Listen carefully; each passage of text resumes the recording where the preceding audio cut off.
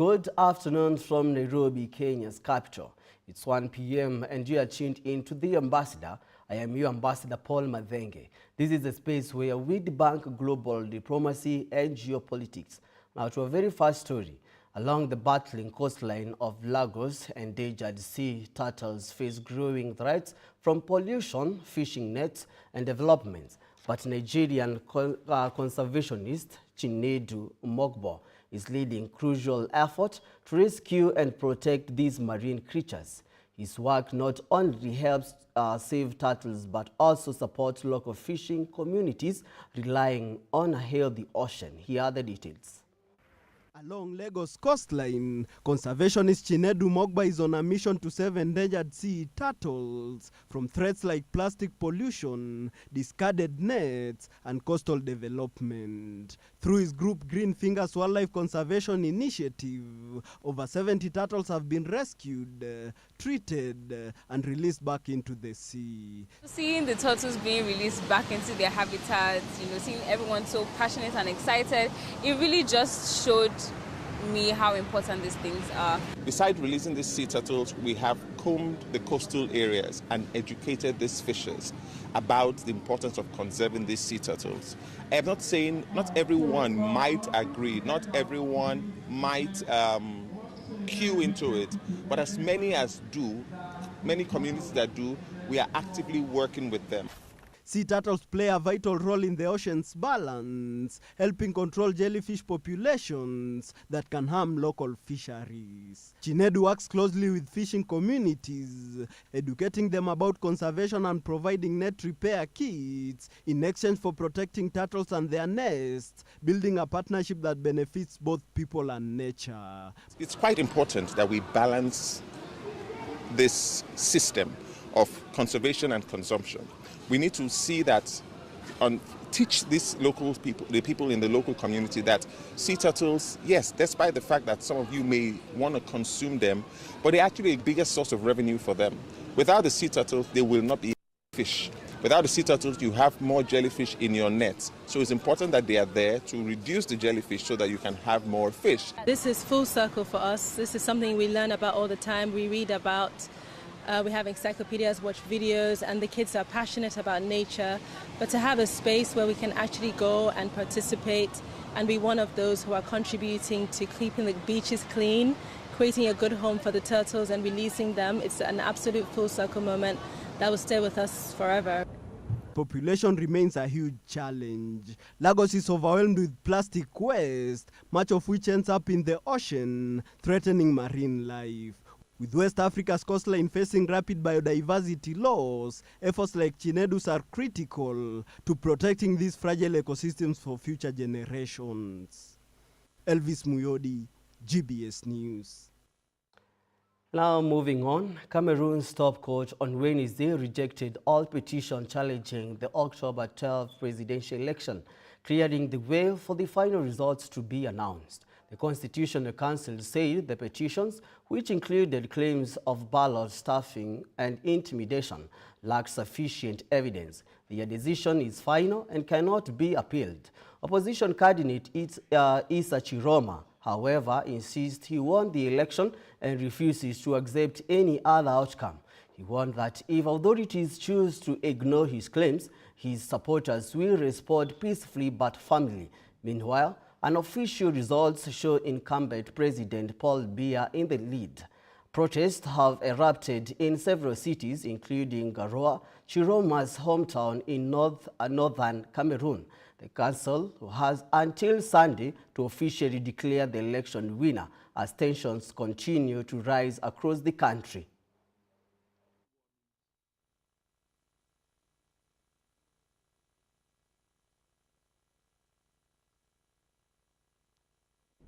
My fellow citizens, this is a very serious moment. We will not accept having a victory stolen from us. If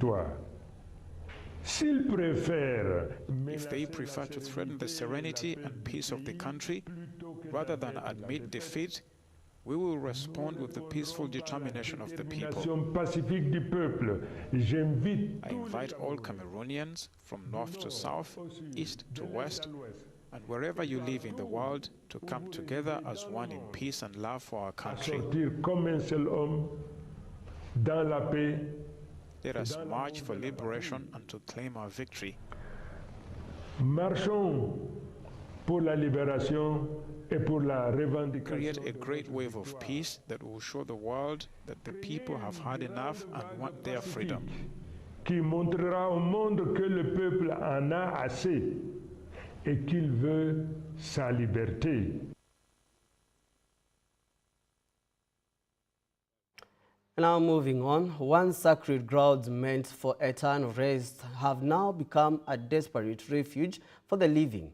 In Gaza, cemeteries, once silent spaces for the dead, are now filled with the sounds of families seeking shelters, children playing between gravestones, and the daily struggle to survive, with homes reduced to rubble and safety nowhere in sight. Thousands of displaced Palestinians have found themselves living among the dead, a haunting reflection of the human cost of war. Here are the details. This graveyard wasn't meant for the living, but today it's home to dozens of families who have nowhere else to go. Graveyards have become shelters not out of choice, but out of desperation. With rent soaring and no empty land left, Rami, a father of 12 displaced from Beiti Hanun, had no other option but settle in this graveyard in Khan Yunis. This entire area is a graveyard. As you can see, this is a very large cemetery, over 120 acres. Most people set up their tents here. Those concrete sections are mass graves. To this day, many of the dead are still buried here. Many families were recently buried here. Sometimes we are asked to move our tent a bit to make room for a new grave. For parents, the emotional toll is heavy. Psychological trauma of war is made worse by having to raise children among tombstones. Sabah cannot go back to her house even now, after the ceasefire took effect. We're all living in fear ever since we settled here. We're not just living among the dead, we're surrounded by flies, snakes, spiders, you name it. The children keep screaming at night, but we have no other alternative. We just can't wait to go back to our homes, although they are now in ruins. Graveyards, once sacred spaces for the dead, are now silent witnesses to a living crisis. No matter, no electricity and no privacy, only the bare minimum to survive. In Gaza, even the land for the dead is now the only refuge for the living. Palestinians were forced to pitch their tents here, in the graveyard. It's a ceasefire now, but those Palestinians do not have a house to go back to because all of their houses have been destroyed or are beyond the yellow line. Reporting for GBS TV, I'm Paul. And now with that story, the ambassador will take a short break. We will be right back with more as we debunk global diplomacy and geopolitics. Stay tuned.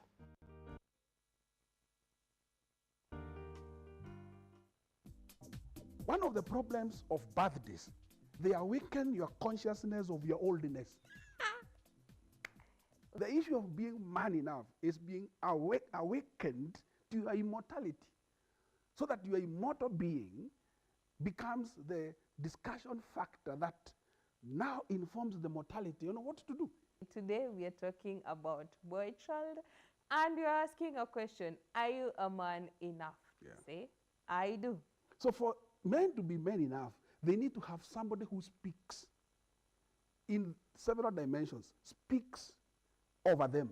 He who walks with the wise becomes wise. So there is the issue of impartation.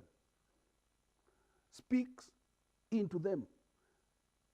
Speaks to awake them to the heroes that they are, the champions that they are. Mm-hmm. As iron sharpens iron, so another man sharpens another. So there is a deliberate awakening of the mature men.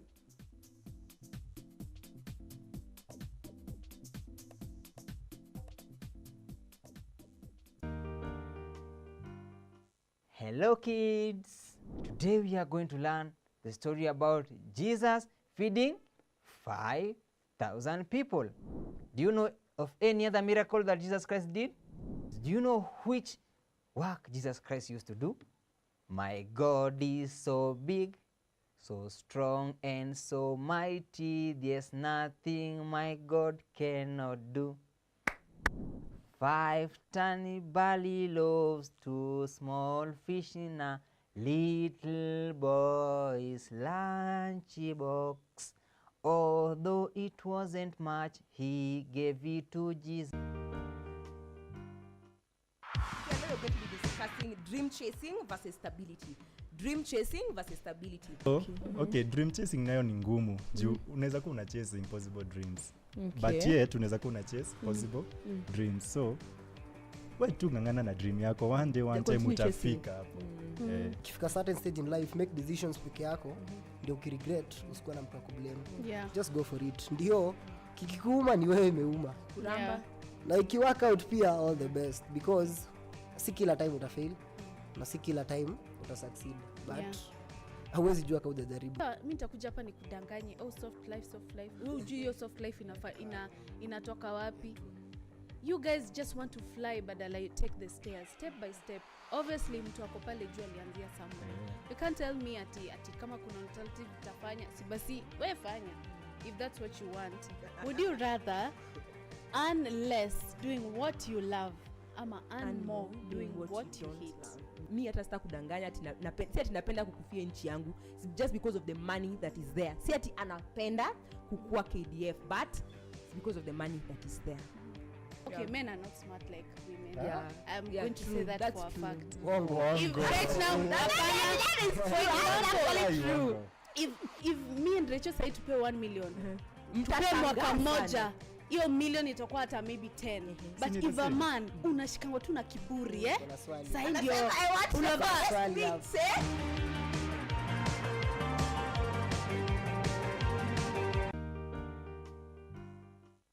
Welcome to the Blast Show. I will host the most. Irene Juguna. Leo nakwambia hapa live on the Blast inakuaga ni show ya kukubamba. Tunakuletea what has been going on the week na zile mambo zinaendelea, na tunakupea vibe ya kuingia weekend.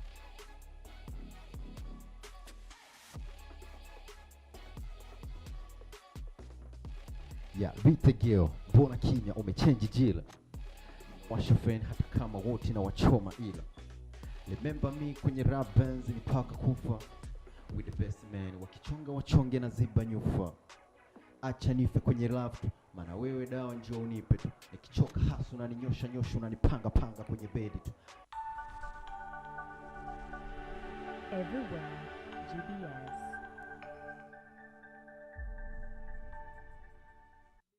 Well, welcome back to The Ambassador as we break down the development news for you and get the bigger picture on what's happening globally.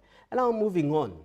No country is immune to the devastating impact of extreme weather, and saving lives means making early warning systems accessible to all. This is according to the UN Chief Antonio Guterres.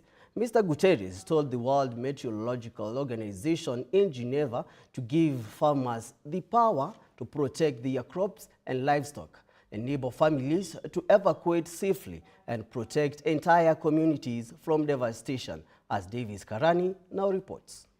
We know that disaster-related mortality is at least 6 times lower in countries with good early warning systems in place.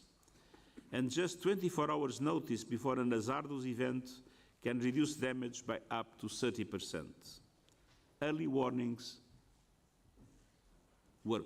At a special meeting of World Meteorological Congress earlier this week, countries endorsed an urgent call to action aimed at closing the remaining gap in surveillance. WMO head Professor Saulo, who has been urging a scale-up early warning system adoption, warned that the impact of climate change are accelerating as more extreme weather is destroying lives and livelihood and eroding hard-won development gains. The impacts of climate change are accelerating. More extreme weather is destroying lives and livelihoods and eroding hard-won development gains.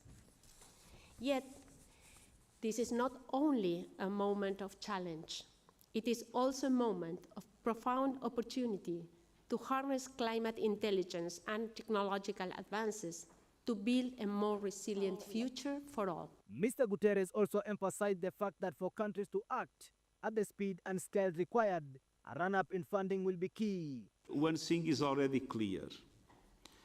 We will not be able to contain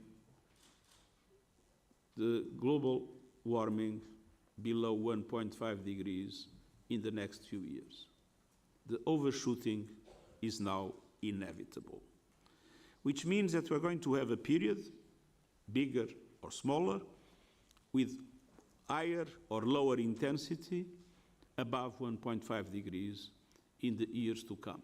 He also urged actions at the source of climate crisis to try to limit fast advancing global warming to 1.5 degrees Celsius above pre-industrial area temperatures, even though we know that this target will be overshot over the course of the next few years.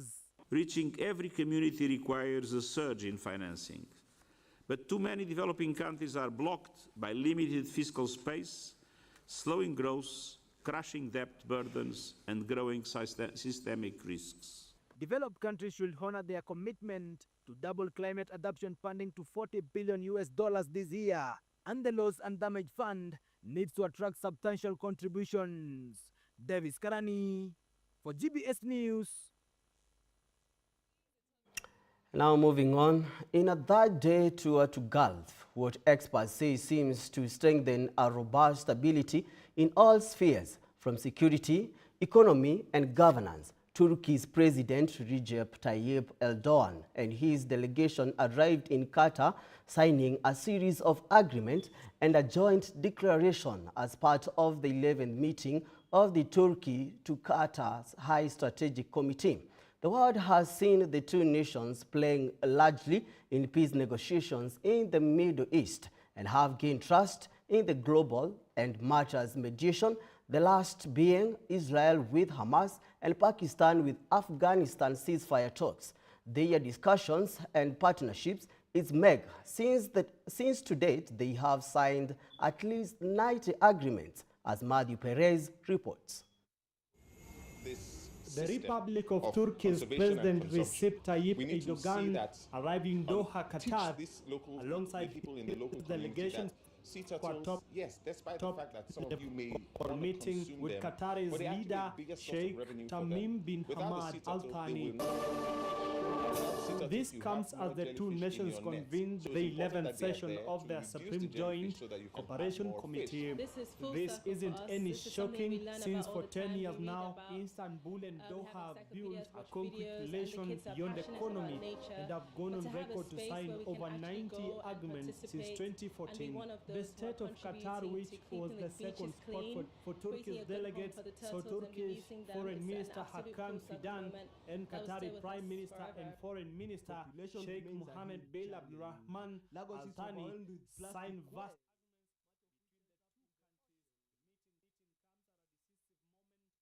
the two nations have been on the peak of the Middle East stability, especially on matters security, having already helped settle the Israeli-Hamas, Pakistan-Afghanistan wars, respectively. The talks revolve in bringing stability in Iran, Israel, Palestine, and Syria recovery, including energy, transport, and humanitarian support, not forgetting strengthening their security arsenals.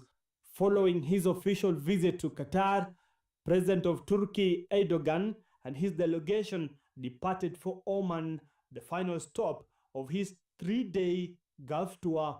Matthew Perez. And that's how we wrap up today's edition of The Ambassador. I have been your ambassador, Paul Madenge. It's been great having you with me here on GBS TV Africa. Stay tuned for the updates throughout the day and be sure to join me every day for The Ambassador as we continue to debunk global diplomacy and geopolitics. Thank you for your time and company. Until then, goodbye.